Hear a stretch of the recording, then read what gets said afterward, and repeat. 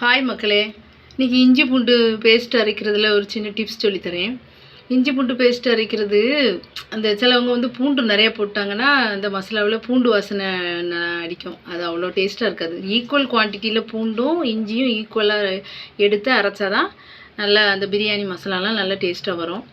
இப்போ ரொம்ப நாள் வேணும், நிறைய அரைச்சி ஸ்டோர் பண்ண போகிறோம் அப்படின்னா அதில் கூட இஞ்சி பூண்டு கூட 2 உப்புக்கள் சேர்த்து அரைச்சிட்டிங்க அப்படின்னு சொன்னால் ஃப்ரிட்ஜில் ரொம்ப நாள் ஸ்டோர் பண்ணிக்கலாம். நம்ம தேவைக்கு அப்பப்போ எடுத்துக்கலாம்.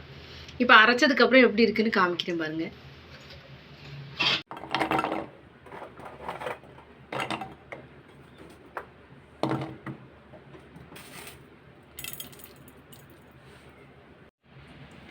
ஃபைனாக அரைச்சாச்சு, எப்படி இருக்குது பாருங்கள்.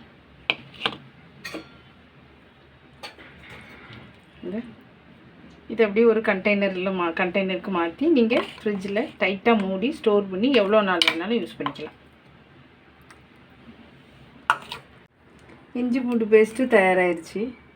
நம்ம அடிக்கடி பிரியாணி நான்வெஜ் எல்லாம் பண்ணுறோம்ல, அதனால் இது தேவை எனக்கு நிறையா. அதனால் நான் நிறையாவே அரைச்சி வச்சுக்கிட்டேன்.